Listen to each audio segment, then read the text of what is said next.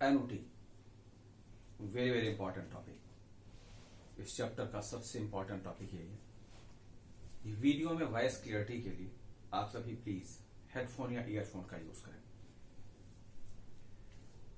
Annuity में हम ये सीखने वाले हैं कि एनुटी क्या होता है, प्रैक्टिकल लाइफ में यूज क्या है, क्यों इसकी जरूरत पड़ गई और हम इसे क्या कैलकुलेट कर सकते हैं। लेकिन सबसे पहले एनुटी की डेफिनेशन। एनुटी होता क्या है?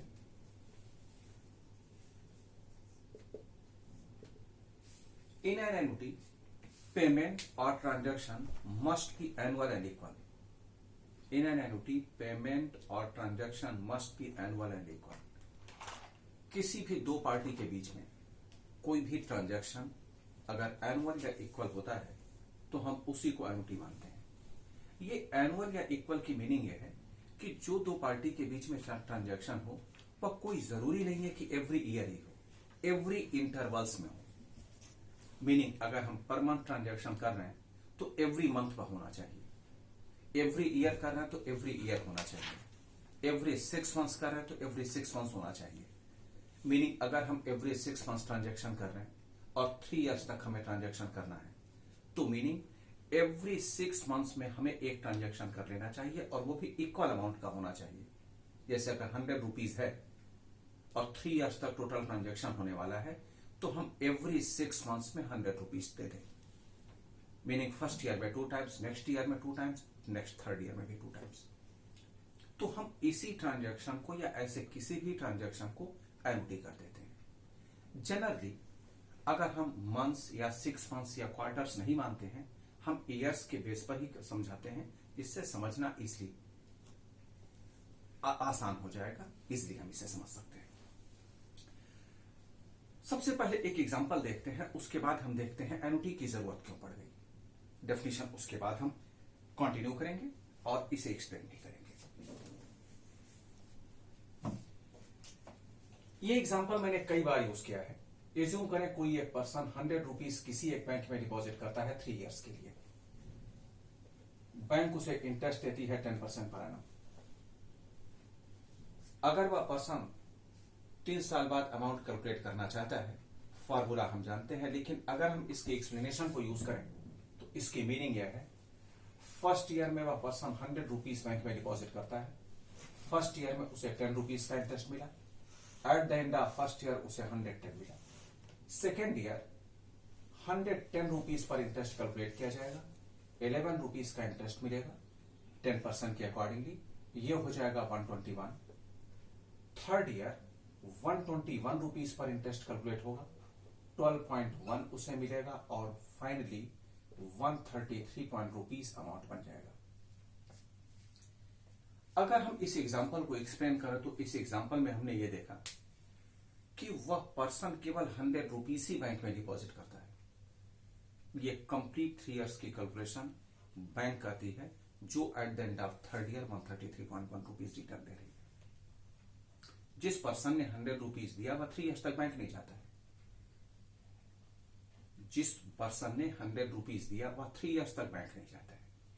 अब जरा सोचिए कि अगर यही 3 इयर्स है ट्रांजेक्शन के लिए, यह भी तो पॉसिबल है कि वह person 100 rupees every year bank में डिपॉजिट करता।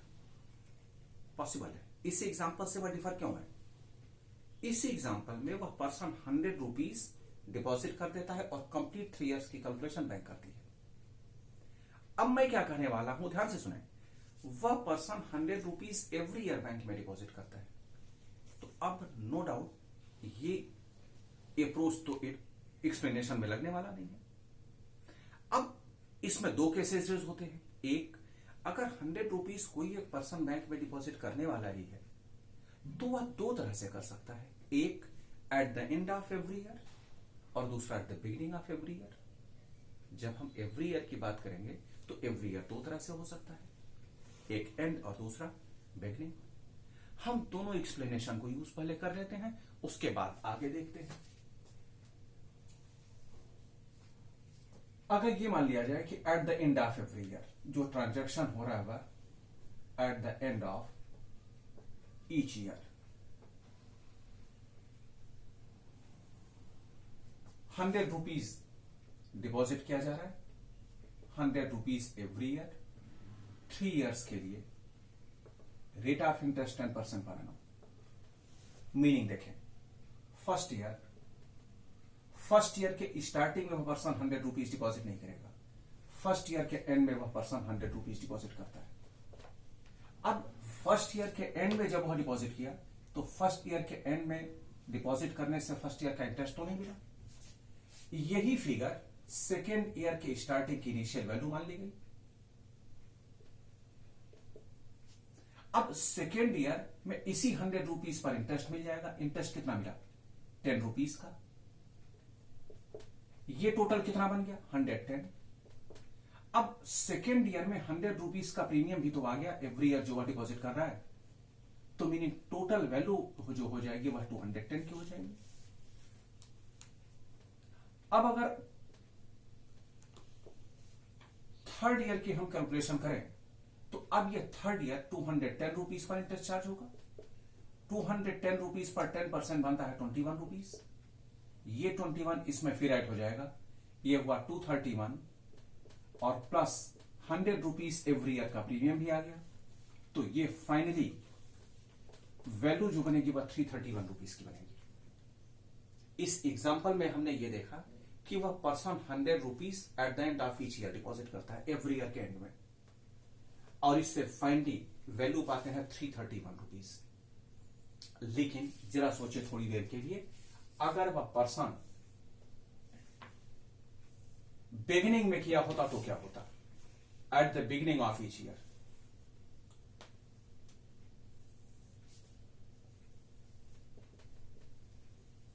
At the beginning of each year meaning अब वह एवरी ईयर की स्टार्टिंग में ही बैंक में डिपॉजिट कर देता है। ₹100 का ही हम ट्रांजैक्शन मानते हैं पर एनम का, 3 ईयर्स के लिए, rate of interest 10% per annum. First year के स्टार्टिंग में ही उसने ₹100 बैंक में डिपॉजिट कर दिया। अब ₹100 पर 10% उसे ₹10 का इंटरेस्ट मिला। ये ₹10 ₹100 में ऐड हुआ, ये हुआ 110। सेकेंड ईयर ₹110 तो था ही, प्लस ₹100 का दूसरे साल का प्रीमियम भी तो आ गया क्योंकि स्टार्टिंग में ही तो आने वाला है। तो अब ये बना 210, और 210 पर जब ₹10 का इंटरेस्ट चार्ज होगा तो ये बनेगा ₹21, और ये 21 210 में ऐड किया जाएगा तो ये हो जाएगा ₹231। थर्ड ईयर ₹231 पर इंटरेस्ट कैलकुलेट करने वाले तो हैं, लेकिन प्लस ₹100 का एक और प्रीमियम भी आ गया। तो अब ये जो फाइनली फर्स्ट ईयर के स्टार्टिंग की वैल्यू हुई वह हुई ₹331, और इस पर जब ₹100 का इंटरेस्ट चार्ज हुआ तो ये 33.1, और इसे ऐड करने के बाद ₹364.1 का ये टोटल अमाउंट बन जाएगा। हमने 3 अलग अलग एग्जांपल से इसे एक्सप्लेन किया। अब ये तीनों की मीनिंग क्या है अब जरा हम देखते हैं। फर्स्ट एग्जांपल में हमने देखा कि ₹100 हम केवल एक बार बैंक में डिपॉजिट करते हैं, फाइनली अमाउंट हम पाते हैं eight the end of third year इस ट्रांजैक्शन के बेस पर 133.1। लेकिन इस ₹133.1 की कैलकुलेशन करने के लिए हमारे पास एक फार्मूला है P1 + R/100 raised power n, जिससे हम इस एक्सप्लेनेशन को यूज नहीं करते, डायरेक्ट अमाउंट की वैल्यू कैलकुलेट कर लेते हैं। पावर 3 133.1। लेकिन हम इस ट्रांजैक्शन के बेस पर जिसमें ₹100 एवरी ईयर यूज कर रहे हैं, eight the end of each year ₹331 पाते हैं। इसे कैलकुलेट करने का हमारे पास फार्मूला नहीं है, या at the beginning of each year इस ट्रांजैक्शन के बेस पर जो हम कैलकुलेशन करके फाइनली वैल्यू पाते हैं 364.1, उसे भी कैलकुलेट करने का फार्मूला नहीं है। लेकिन अगर हम इन दोनों एग्जांपल्स को देखें तो क्या ये दोनों एग्जांपल्स एनुटी को डिफाइन नहीं कर रहे हैं? क्यों? क्योंकि यहां भी एवरी ईयर का ट्रांजैक्शन हो रहा है इक्वल अमाउंट, और यहां भी ₹100 एवरी ईयर इक्वल अमाउंट हो रहा है। तो इसकी मीनिंग एनुटी को हम दो तरह से डिफाइन कर सकते हैं। एक, at the beginning of each year और दूसरा at the end of each year. अब हम एनुटी के डेफिनेशन पर चलते हैं। एनुटी के डेफिनेशन में मैंने कहा कि कोई भी ट्रांजैक्शन आप किसी भी दो पार्टी के बीच में करें, कंडीशन यह है कि वह इक्वल होना चाहिए और एनुअल होना चाहिए। अब अगर हम इन दोनों एग्जांपल्स को देखें तो इसमें 100 रुपीज एवरी ईयर है और 3 इयर्स तक है, यह भी एनुटी को बनाता है। यहां भी 100 रुपीज एवरी ईयर है, 3 इयर्स तक है, यह भी एनुटी को बनाता है। इसकी मीनिंग एनुटी के 2 टाइप्स हुए, एक बिगिनिंग और दूसरा एंड। इन दोनों को तो अलग नाम से जानते हैं, एक को हम कहते हैं एनुटी रेगुलर और एक को कह देते हैं एनुटी ड्यू। मीनिंग हम इसे कहेंगे एनुटी रेगुलर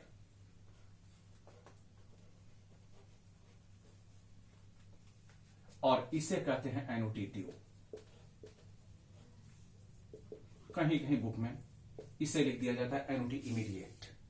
एनुटी के 2 टाइप्स बने, लेकिन हमें नाम के साथ साथ इस अमाउंट की वैल्यू कैलकुलेट करने का फार्मूला भी चाहिए, जिससे यह 331 आ जाए और ये 364.1 आ जाए। हम उसी फार्मूले को सर्च करने वाले हैं, जिसे हम कहते हैं अमाउंट ऑफ एन एनुटी। क्यों? क्योंकि एनुटी से ही तो ये अमाउंट आया है। कंडीशन क्या है? एक रेगुलर के अकॉर्डिंगली और दूसरा ये ड्यू के अकॉर्डिंगली। हम इसी फार्मूले को पाना चाहते हैं। वह फार्मूला देखेंगे और उसके बाद इसी सॉल्यूशन को चेक करके देखेंगे कि क्या इससे एग्जैक्ट वही आंसर पाते हैं। चल देखते हैं आगे।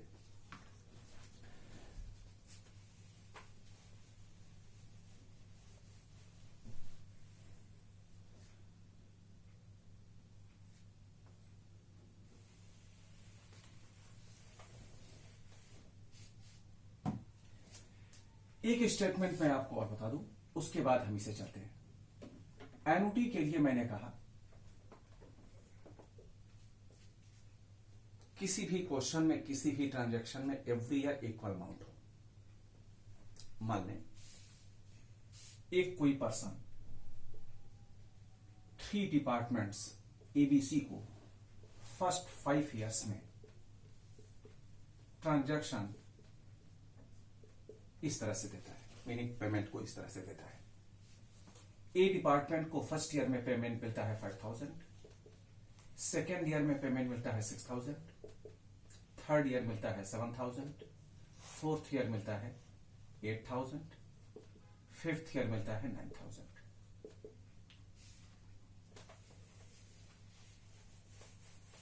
बी डिपार्टमेंट को पेमेंट मिलता है 5000, 5000, 5000, 5000। सी डिपार्टमेंट को पेमेंट मिलता है 5000, 5000, 5000, 5000, 5000। ये ईयर्स हैं। चेक करें और बताएं इसमें किस डिपार्टमेंट का पेमेंट एनुटी के अकॉर्डिंगली है। सोचें, अगर हम फर्स्ट ईयर के ट्रांजैक्शन ए डिपार्टमेंट के ट्रांजैक्शन की बात करें तो हमने इसमें क्या देखा कि ये एनुअल तो है लेकिन इक्वल नहीं है। एनुअल तो है लेकिन इक्वल नहीं है, मीनिंग एवरी ईयर कुछ दिया तो जा रहा है लेकिन वह इक्वल अमाउंट नहीं हो रहा है। इसीलिए ये ट्रांजैक्शन एनुटी के अकॉर्डिंगली नहीं माना जाएगा। बी डिपार्टमेंट के पेमेंट को अगर देखें तो इसमें इक्वल तो है लेकिन एनुअल नहीं है। 5000 दिया तो जा रहा है एवरी ईयर, लेकिन फोर्थ ईयर में कोई ट्रांजैक्शन ही नहीं हुआ, इसलिए इस डिपार्टमेंट को भी हम एनुटी के अकॉर्डिंगली नहीं मानेंगे।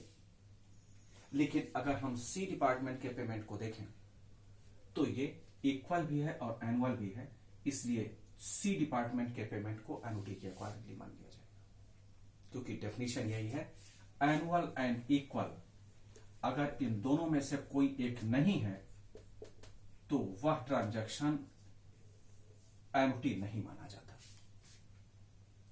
अब जरा सोचे, किसी एक पर्सन ने कहा कि अगर बी डिपार्टमेंट का पेमेंट, क्या फर्क पड़ता है, फोर्थ ईयर में नहीं दिया गया लेकिन फिफ्थ ईयर में हमने 10,000 कर दी, एनुटी मान लो। 5000 ही तो देने थे एवरी ईयर। फोर्थ ईयर अगर मैंने नहीं भी दिया तो फिफ्थ ईयर में दे तो दिया 10,000, उसी में से 5000 एडजस्ट करो। क्या इससे एनुटी मान लिया जाए? नहीं, एनुटी ये नहीं है, क्योंकि एनुटी की कंडीशन ग्रैंड टोटल से नहीं है। ध्यान दें, एनुटी की कंडीशन ग्रैंड टोटल से नहीं है कि ये 25,000 के 25,000 नहीं। उसमें यह कहा गया है कि जो ट्रांजैक्शन हो वह एनुअल और इक्वल होना चाहिए। दोनों कंडीशन फुलफिल होनी चाहिए, एनुअल भी और इक्वल भी। अगर दोनों में से कोई एक नहीं है तो वह एनुटी नहीं होगा।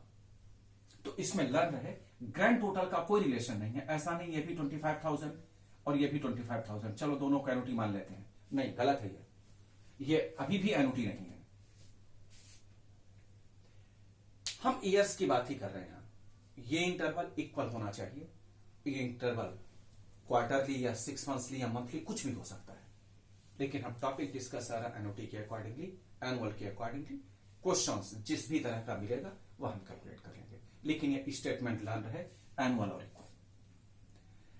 किसी भी क्वेश्चन में अगर ट्रांजैक्शन एवरी ईयर, पर एनम, ईच ईयर, कुछ भी स्टेटमेंट ऐसा दिया गया हो, वहां आप तुरंत डिसाइड कर लें कि हमें एनुटी लगाना है, क्योंकि और कोई दूसरा अल्टरनेटिव नहीं, एनुटी ही लगेगा वहां। हम फाइंड करना चाहते हैं अमाउंट। अभी जो 2 एग्जांपल्स आपको बताए गए थे, जिसमें एक का आंसर आया था 331 रुपीज और ये आया था रेगुलर के अकॉर्डिंगली, और एक आया था ड्यू के अकॉर्डिंगली 364.1। हम इस अमाउंट को फाइंड करना चाहते हैं कि ये वैल्यू कैसे फाइंड करें, क्योंकि हर एक क्वेश्चन में हम एक्सप्लेनेशन तो यूज करने वाले नहीं हैं। तो अब इसे हम कैलकुलेट करते हैं। अमाउंट, जिसे हम फ्यूचर वैल्यू भी कहते हैं, ऑफ एन एनुटी। अब क्योंकि एनुटी के 2 टाइप्स होते हैं, एक एनुटी रेगुलर और दूसरा एनुटी ड्यू, इसलिए दोनों के केस में हमें फार्मूलेस की जरूरत पड़ गई। एक बनता है एनुटी रेगुलर और दूसरा बनता है एनुटी ड्यू।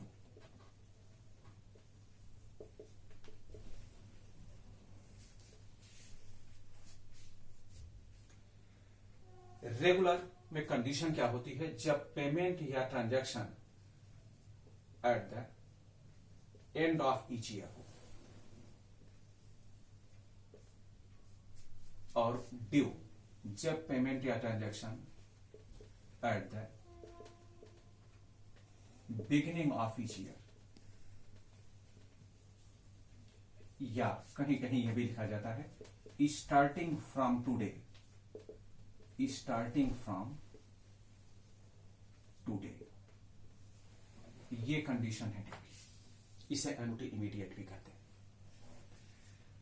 एनुटी रेगुलर के लिए फार्मूला यूज किया जाता है A = P 1 + I raised power n-1 divided by I। और ड्यू के केस में A =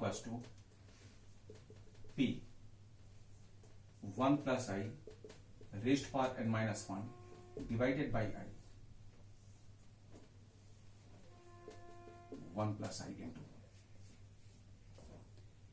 तो इस फार्मूले से रेगुलर के अकॉर्डिंगली हम किसी भी क्वेश्चन की कैलकुलेशन में exact value eight the end of the year calculate कर सकते हैं और इसमें ड्यू के अकॉर्डिंगली कैलकुलेशन कर सकते हैं। हम अगर इन दोनों में डिफरेंस देखें तो डिफरेंस ये है कि रेगुलर के लिए जो फार्मूला बना है एग्जैक्ट उस फार्मूले में 1 + I से मल्टीप्लाई करते हैं, ड्यू का फार्मूला बन जाएगा। 1 + I से मल्टीप्लाई करने से रेगुलर के किसी क्वेश्चन के आंसर को ड्यू में हम कन्वर्ट कर सकते हैं अगर 1 + I से मल्टीप्लाई करते हैं।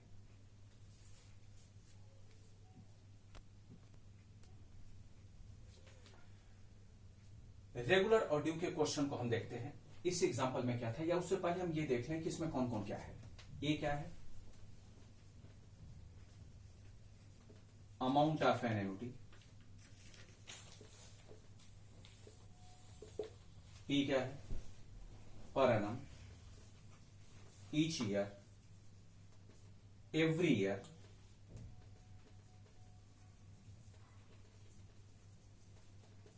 पेमेंट,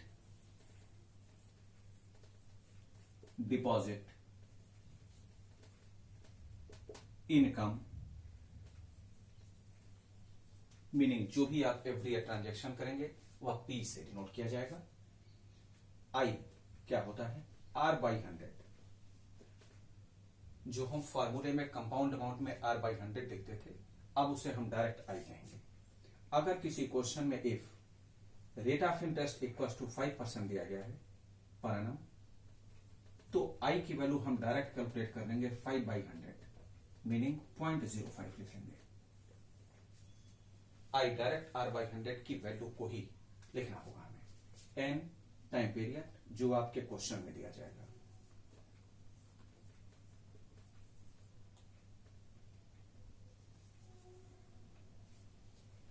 तो इस तरह से हम रेगुलर और ड्यू से रिलेटेड किसी क्वेश्चन की कैलकुलेशन को कर सकते हैं। और एक स्टेटमेंट इसमें और भी आपको जानना चाहिए। मान लीजिए किसी क्वेश्चन में कहा गया 100 रुपीज एवरी ईयर। अब इसमें हमसे यह भी नहीं कहा गया कि at the end of each year या at the beginning of each year mention है, फिर तो कोई कंफ्यूजन ही नहीं। तो अगर किसी क्वेश्चन में केवल पर एनम की ही बात हो, ईच ईयर की बात हो, एवरी ईयर की बात हो, और ये कंडीशन ना दी जाए कि बिगनिंग या एंड, तो हमें एंड ही हमेशा लगाना चाहिए और वहां हमें रेगुलर का फार्मूला लगाना चाहिए। एक बार फिर सुन लें, अगर केवल एवरी ईयर की इंफॉर्मेशन दी जाए, एंड या बिगनिंग ना दिया गया हो, तो हमें एंड ही फार्मूला लगाना है, रेगुलर ही फार्मूला लगाकर क्वेश्चन सॉल्व करना है। हम उस एग्जांपल को देखते हैं जो अभी आपको बताया गया था। उसमें क्या था कि 100 रुपीज कोई एक पर्सन किसी एक बैंक में डिपॉजिट करता है, रेट ऑफ इंटरेस्ट 10% था, तो 10% की 100 रुपीज पर एनम था। आई इक्वल टू हम लिखेंगे 10/100 जो आता है 0.1, और एन इक्वल टू दिया गया था 3 इयर्स। ये रेगुलर के अकॉर्डिंगली मैं सॉल्व कर रहा हूं, जिसमें 100 rupees per annum eight the end of each year था। तो हमें इसमें फार्मूला जो लगाना चाहिए वह था ए, पी के जगह पर लिख लेंगे 100, 1 प्लस फार्मूला देखें, आई के जगह पर लिख लेंगे 0.1, टाइम पीरियड लिख लेंगे 3, -1 डिवाइडेड बाई 0.1। यही हमें करना है। अब जरा देखें, ये हमने लिखा तो है, ये पूरी कैलकुलेशन आपको कैलकुलेटर से करनी है। आप एक स्टेप में फार्मूला लिखें और इसके बाद की पूरी कैलकुलेशन कैलकुलेटर से कंप्लीट कर लें। कैसे, जरा देखें। 1.1 एक स्टेप अगर और इसे चाहे तो लिखें या ना लिखें, प्रैक्टिस में रहेंगे तो आपको लिखने की जरूरत नहीं पड़ेगी। 1.1 रेज़्ड पावर 3 - 1 डिवाइडेड बाई 0.1। देखें ध्यान से, 1.1 रेज़्ड पावर 3, तो 1.1 इंटू 1.1 इक्वल टू 2 टाइम्स हुआ, 3 चाहिए हमें, 2 से एक और बार आ गया, 3 हो चुका है। 1.1 रेज़्ड पावर 3 -1 इक्वल टू ये आ गया, divided by 0.1 divided by 0.1 equal to ये आ गया, into 100 equal to 331 rupees answer में आया। यही आंसर है। तो आप केवल एक स्टेप फार्मूला की जगह पर वैल्यूज लिखें, उसके बाद की कैलकुलेशन कैलकुलेटर बता देगा। ये तो हुआ रेगुलर। ड्यू के केस में अगर हमें कैलकुलेट करना हो, तो मैंने आपसे अभी कहा कि रेगुलर से जो वैल्यू हम पाते हैं फाइनली, उसमें अगर 1 प्लस आई से मल्टीप्लाई करते हैं तो वह ड्यू में कन्वर्ट हो जाएगा। तो मीनिंग ए इक्वल टू, क्योंकि हम रेगुलर से कैलकुलेशन कर चुके हैं, नहीं किए होते तो हम कंप्लीट करते रहे ड्यू के लिए। तो 331 इंटू 1.1, 331 इंटू 1.1 इक्वल टू 364.1। तो अब अगर देखें तो 364.1 ये ड्यू के अकॉर्डिंगली, और ये 331 ये रेगुलर के अकॉर्डिंगली। इस तरह से हम एनओटी से रिलेटेड किसी क्वेश्चन को सॉल्व करके आंसर पा सकते हैं। फॉर्मूला लर्न रखें इस कंडीशन के साथ कि कौन रेगुलर है और कौन ड्यू है। एक एग्जांपल जिसमें स्टूडेंट्स बार बार कंफ्यूज करते हैं, हम उस एक एग्जांपल को देखते हैं।